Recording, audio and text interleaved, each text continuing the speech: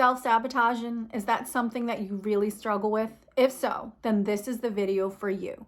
My name is Courtney, and today's video is going to be all about what self-sabotaging behavior is, where it comes from, and what are some things you can do to actually start working on it. If you're all about the healing journey and looking to better yourself, then don't forget to hit that subscribe button because there's more videos coming out on how to heal your life and start taking your control back. So what is self-sabotaging behavior? Well, it's a way to actually destroy and prevent yourself from getting everything that you actually want. It can be an unconscious or a conscious act.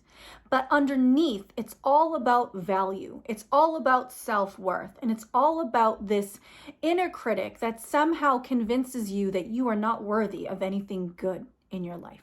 Another aspect of self-sabotaging behavior comes from the term cognitive dissonance. And all cognitive dissonance is this internal imbalance, if you will, between the words and actions of things and how they don't line up with your own personal beliefs and morals. And that can cause you to feel a certain way and feeling uncomfortable with something when things aren't aligning up and making sense. So the question that we want to know is, why do people self-sabotage? I mean, if they want something at the very core, they have a desire for something, why are they then doing everything in their power to prevent that from happening? And well, we can talk about that. People from all walks of life have self-sabotaged at one point. And it's understanding the why that's going to help you in your healing journey figure out where that comes from. And that's part of keeping an investigative journal so that you can start understanding why you're getting in the way of you being successful, or why you feel that you're not worthy of it in the first place. Or is it a fear of success or a fear of failure? So when we think about self-sabotaging behavior, one of the primary subjects that you're going to look at is how you were raised, your childhood, modeled behavior. How did the adults in your life or the people in your life handle their successes? Were they successful? Did you see them when they were overwhelmed with a task, procrastinate, show up late, put things off, or have obstacles come in the way, like crises that they had to manage? Modeled behavior is key for children. So when we are younger, we are going to assess how we handle certain circumstances by how the adults in our lives are processing through them. The second thing that we can look into is neglect. So when we have caregivers who have neglected our needs, our emotional, psychological, and physical needs, we then can grow up with self-esteem and self-image and self-worth struggles. If the very people in this world who were supposed to care for us did not see our value and did not help us to see it within ourselves, we then can grow into adults who sabotage anything good coming our way because we don't believe we're worthy of it. We don't believe that we are valuable enough to receive the good because the people in our lives who are supposed to provide us with that didn't. And that's that paradigm shift in our brains that we need to work on. The third thing that we can look at is survival techniques. We have learned early on in our lives that certain behaviors adapted to how we live got us through certain situations. And although they were quote unquote productive at that time, they've then become self-sabotaging behaviors now in adulthood. There's also a huge correlation between fear of success and fear of failure. Oftentimes we may self-sabotage because, well, what if I do get that? What if I do get that position that I wanted? Or what if I do get this person that I've been wanting to meet with and then they offer me what I've always wanted? What if I succeed? How am I going to handle that? And because there's underlying self-value or self-worth issues, they can feel almost like they're a fraud and they're not worthy of that, or that they don't have it in them to actually follow through with it. And so because they're so scared of being successful, that they self-sabotage that process for them. And then there's the opposite. You can have someone that is so fearful of failure that they will then create obstacles and chaos and procrastinate and put things off so that they don't ever get there because they're so concerned of taking this opportunity and squandering it. Or they've had something before that was so good that they've wanted and someone took it from them. So to avoid the pain of losing something they've wanted, they sabotage the process of even obtaining it. So as you can see, self-sabotaging behavior all comes down to self-concept, how you view yourself. Is it healthy or is it unhealthy? And that is the first part in learning to understand why you self-sabotage. Self-sabotaging behavior can look like disorganization, perfectionism, procrastination. Those things are the biggest ones that really wreak havoc in our ability to achieve a goal. And that's where we revert to when we're feeling overwhelmed by something or we feel that we are not able to accomplish it. Sometimes we'll even set the expectations and goals for ourselves so unrealistically high that we'll never achieve it. You've ever been called an overachiever? Sometimes that overachieving ability that is within us is actually what prevents us from doing exactly what we want to do. Some of us set goals that are so high and we take on so much of the responsibility that subconsciously we know that if I'm having to do all of this, there's no way that I'm going to get there. And that is the most painful part of understanding this self-sabotaging behavior that some of us really struggle with. Self-sabotaging behavior can look like waiting until the last minute to do something important. Projects, presentations, a text message, making a phone call. Some of us just wait and wait and wait so that we can remove any additional time that could go towards the possibility of actually achieving what we want. If we just wait until that last minute, oh, well, you know what, they're going to say no anyways, it's totally fine, right? We've all been there. We've all did something or set something up in a way that looks like plans fall through anyways. It's not a big deal. It's totally fine. Or yeah, I totally forgot that as well. We set ourselves up for failure because it's controlled. Oftentimes, self-sabotage is all about what can I control. We've never been able to control, in somewhat of a sense, things that have happened to us when we were growing up. So we will dictate now what happens to us in adulthood. And so self-sabotaging behavior all stems on that level of control. It's what you can control, right? You get to dictate the outcome. Instead of having to worry about being hurt or somebody taking something from you, they can't take from you what you don't have, right? If you're stabbing yourself in the back, then you will not be blindsided, and someone else can't stab you in the back because you're already sabotaging your own process and your own successes. Now, it's likely that a lot of this self-sabotaging behavior has been with you your entire life. After all, it's what you've learned, it's what's been modeled, and it's what you've been doing for so long that you don't recognize that you're doing it. And the hard part about it is this isn't something that you can repair overnight. This is going to take time. So you need to start doing some investigative work, which is your first step.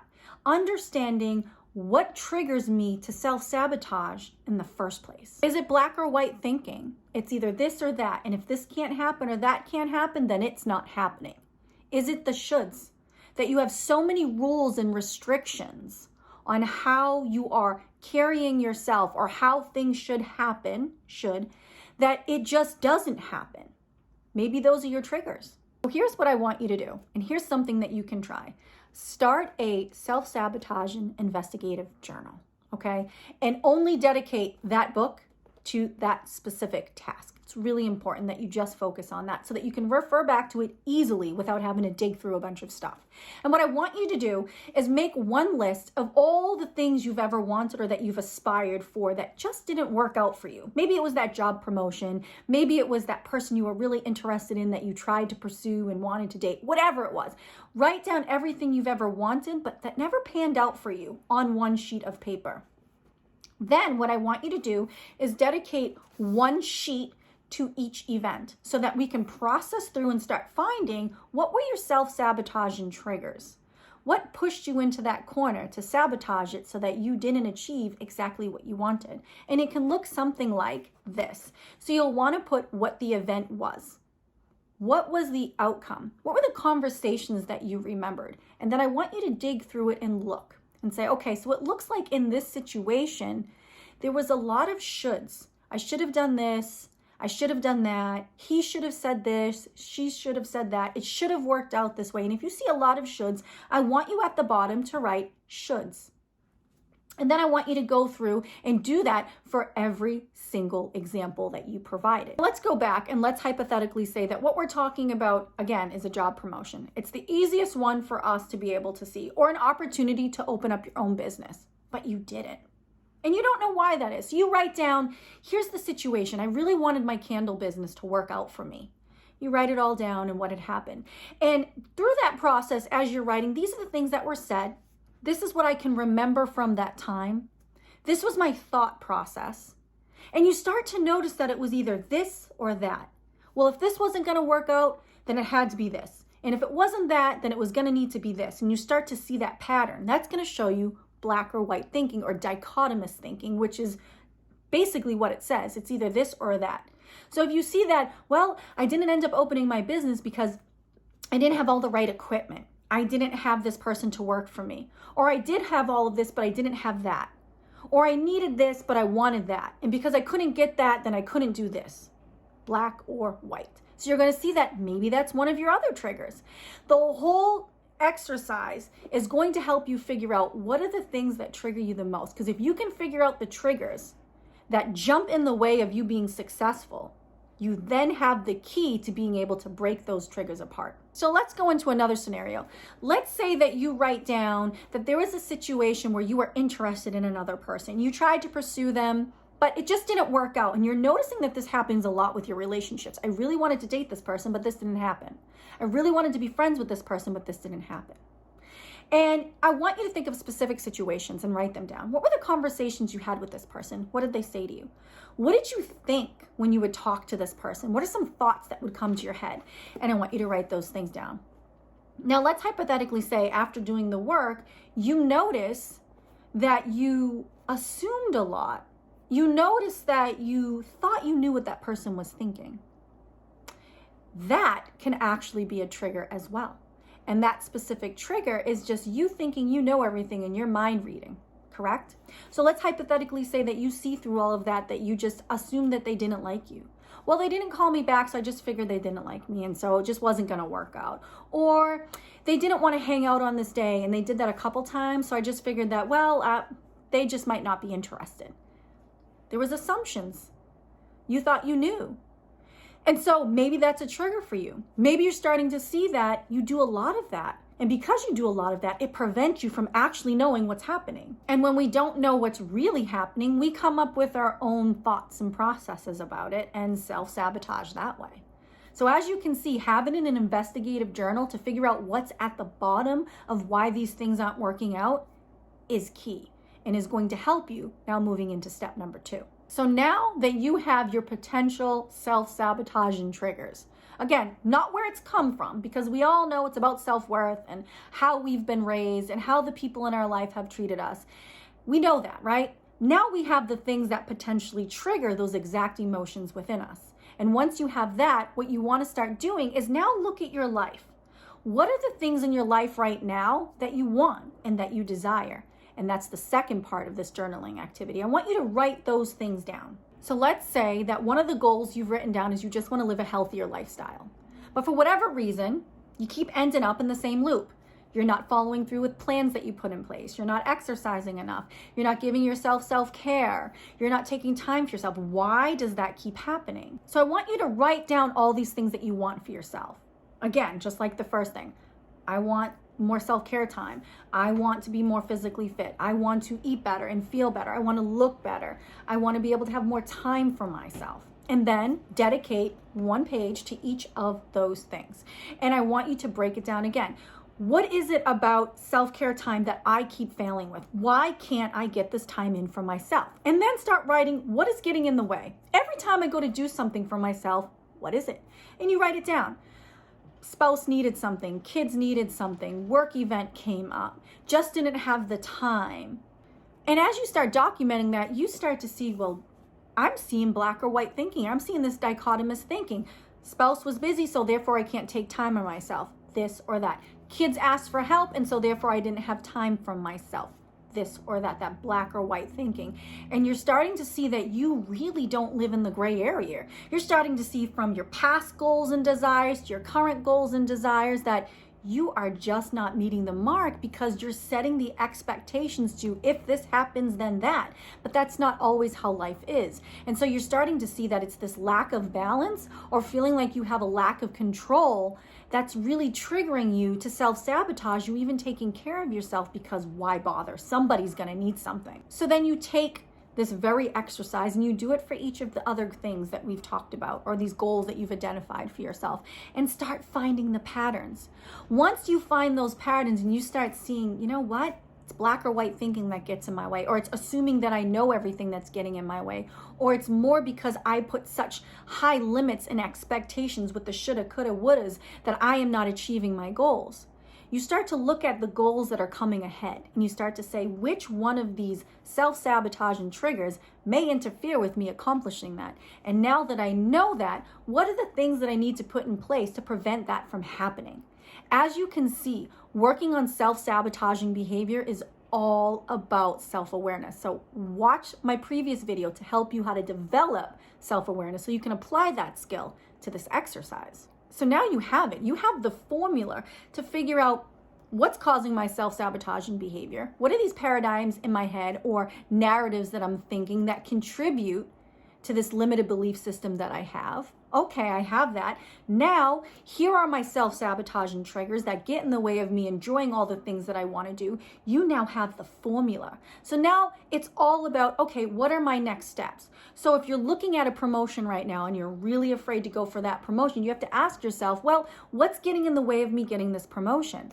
You may start to see that it's all about thinking that you know what's happening, and so therefore you're backing yourself out. There's already somebody else applying for it. They're probably going to get it. They're more qualified. You have to take a step back now, look at this current goal that you're working on, and identify those self-sabotaging triggers so that you can say, okay, no, the next time I think I know what's going to happen, I'm going to say out loud to myself, what proof do you have?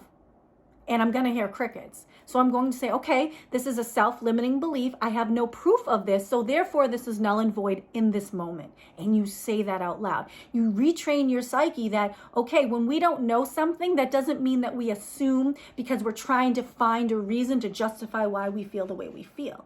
What we end up saying is we have nothing to prove how we're feeling at this time. So I'm going to move on and continue forward with this goal. And that is how you work through self-sabotaging behavior. Structured, step by step. So I bet many of you are saying right now, yeah, well, I still don't believe that I'm worthy of any of that stuff. Like, how does that change anything? In order to be the person that you want to be, you need to show up as that person before that person is even made. It's not faking it to make it, because you're doing exactly what a healed version of yourself, what a person who doesn't self-sabotage does. So if a person who does not self-sabotage organizes their day and puts their 5 must-haves that have to get done that day and learns to delegate, and they just do that, they then slowly start to become that person. It's not about, okay, well, when I have self-worth and I feel good about myself, I then can go for that job, or I then can obtain that for myself. It's asking yourself, what will I look like? What do I want to look like when I'm no longer self-sabotaging? And then when you have that answer in your head, you do it. And then you slowly become that person. It seems backwards, but it's really the trick in learning how to be that person. Your self-worth and your value does not shift and does not change because of what's happened to you. You not feeling worthy is not your thought process. That's not it. It's not that you feel unworthy. It's that the thought processes and that inner critic and that self-concept does not feel worthy because other people who don't have their crap together, may I add, have made you feel unworthy of anything that's good. So that's something else that you can start working on in your journaling, investigative journal, is learning about, okay, who are the people that taught me these limiting beliefs? Who are the people that somehow convinced me that I was not worthy? And then do a little investigative work on these people. Do they have their life together? Are they achieving all of their high goals? Are they living in their authentic footsteps? Nope, nope, nope. Then why is it that we allow people who aren't even in a great place themselves convince us otherwise? The answer is that, well, that's just how it's happened because our brains are what? Creatures of habit. So over time, we've just learned, just like an unhealthy behavior. We can unlearn that behavior by doing these activities. So I hope you got a lot from this video. And if you have any questions and want to learn more or it's something more specific, make sure to drop it in the comment section below so I can create a video for you and continue to support you through your journey. So don't forget to subscribe because there'll be more videos coming out on how to heal and how to better yourself on your self-healing journey.